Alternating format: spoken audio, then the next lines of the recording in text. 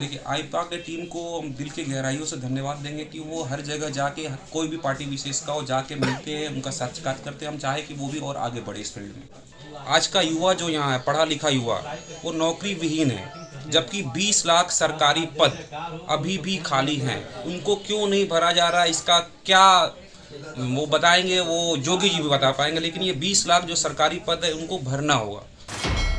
जी नमस्कार, मैं हूं वाराणसी शैलेंद्र सिंह और आप देख रहे हैं आईपा यानी all India progressive politics association.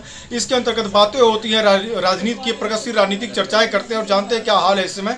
चूंकि अब 2022 का आगाज हो चुका है और चुनावी मैदान में यहाँ पे कैंडिडेट सब उतरना शुरू हो गए हैं और सबकी तैयारियां अपनी अपनी हैं। यहाँ पे किस प्रकार की रणनीतियाँ तैयार हो रही हैं, इसी क्रम में पश्चिमी बंगाल से प्रदेश उपाध्यक्ष कांग्रेस सेवा दल से राहुल पांडे जी भी मौजूद है हमारे साथ। चूंकि बनारस की कमान इनको मिली हुई है और जानते हैं किस प्रकार की रणनीति तैयार हो रही है, कैसे अपने निकटतम कैंडिडेट को शिकस्त देंगे। चूंकि यहाँ पे 8 के 8 विधायक जो थे वो बीजेपी एनडीए से जुड़े हुए थे यहाँ पे। तो स्वागत है सर आपका हमारे चैनल में आईपा में। बहुत बहुत धन्यवाद। बात की जाए चूंकि 2022 का चुनाव, ये रणनीति जो है, बंगाल चुनाव आपने बहुत नजदीक से देखा, बहुत वहाँ पे हिंसक झड़प भी हुई, ऐसी जो सूचनाएं जो आई यहाँ पे।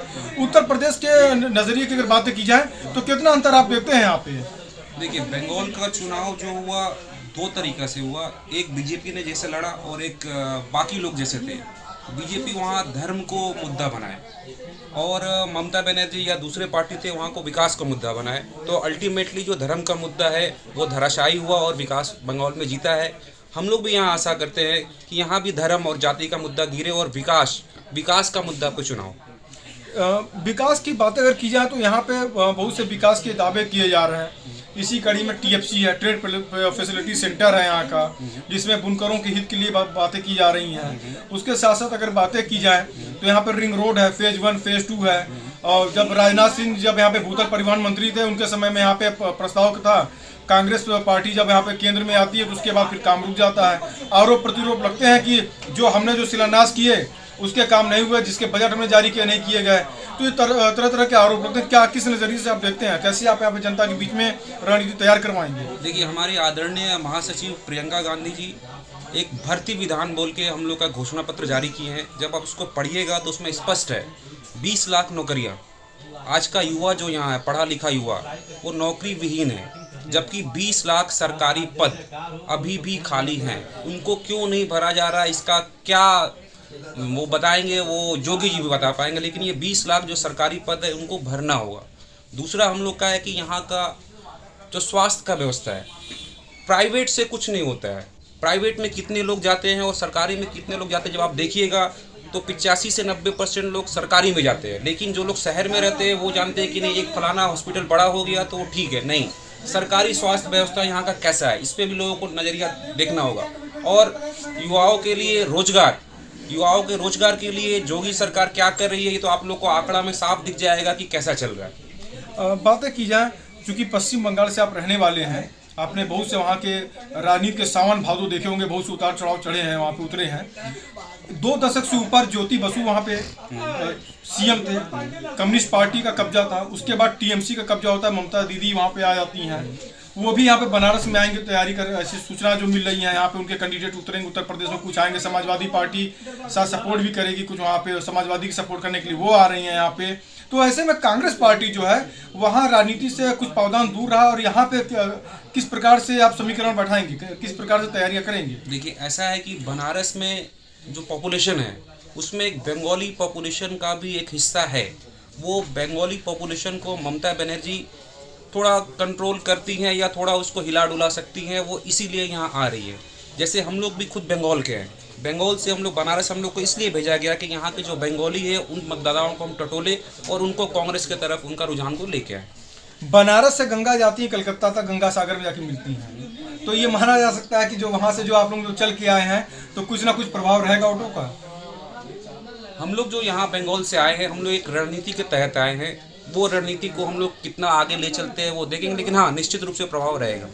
8 के 8 यहाँ पे एनडीए से कैंडिडेट थे। पीएम नरेंद्र मोदी का संसदीय क्षेत्र, ये महत्वपूर्ण सवाल आपसे हम इसलिए ले रहे हैं क्योंकि इसका प्रभाव सीधा कैंडिडेट के ऊपर पड़ता है। यहाँ जो कैंडिडेट आपके जो लड़ेंगे, यहाँ पे जो चयनित जो होंगे, जो कैंडिडेट लड़ेंगे यहाँ पे कांग्रेस पार्टी से, तो वो कांग्रेस पार्टी के कैंडिडेट किसी विपक्ष के कैंडिडेट से लड़ेंगे या प्रधानमंत्री से सीधा चुनाव लड़ेंगे, क्योंकि प्रधानमंत्री की विकास की बयार खुद यहाँ पे सांसद है, खुद यहाँ पे कमान संभालते हैं।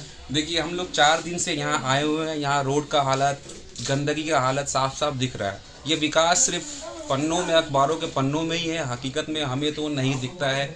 और रहा बात 8 सीट जीतने का, तो बहुत सारे सीट पे कांग्रेस के कैंडिडेट पहले से ही सेकंड है।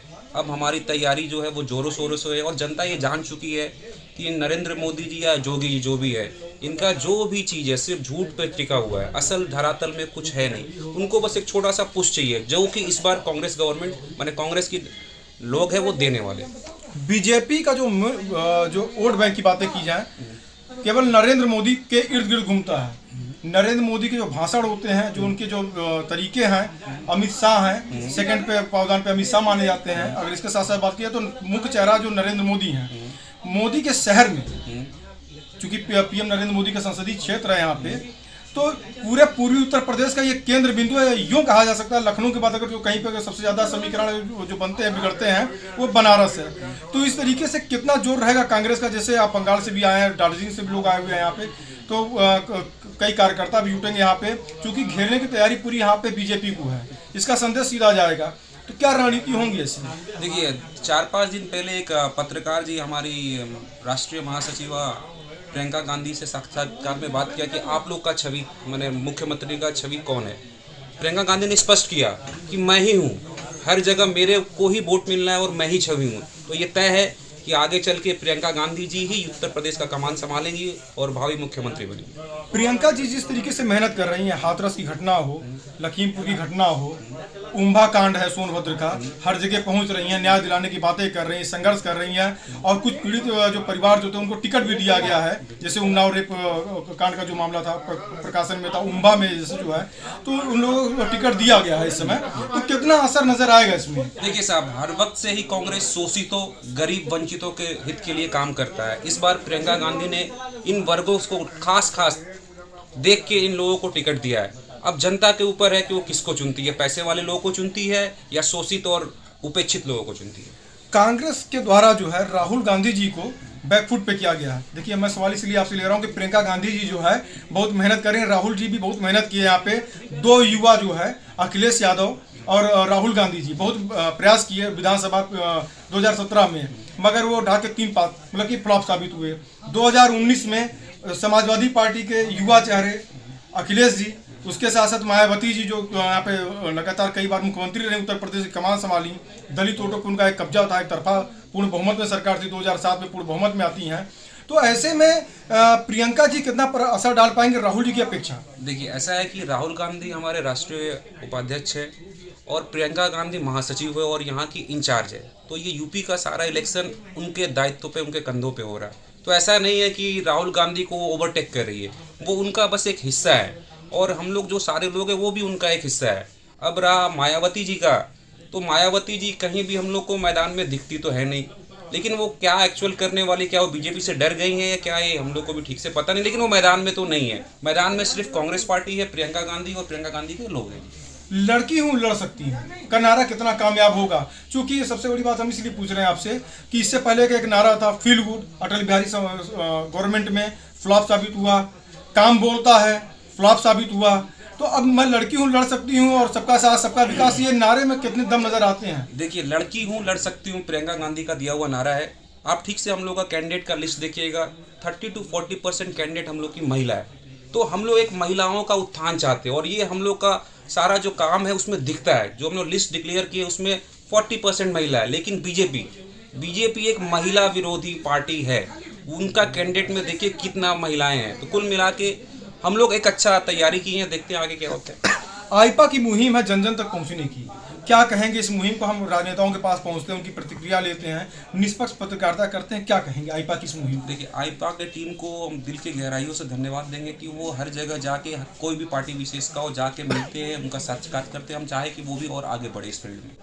तो आप थे हमारे साथ राहुल जी, जिन्होंने बहुत ही बेबाकी से जवाब दिए और इन्होंने बताया कि किस प्रकार से रणनीति यहाँ पे तैयार होगी और उत्तर प्रदेश के बनारस, जो कि पूर्वी उत्तर प्रदेश का सेंटर पॉइंट है, यहाँ के माध्यम से कैसे उत्तर प्रदेश में फतह का झंडा लहराएंगे। वाराणसी से शैलेंद्र सिंह, आईपा।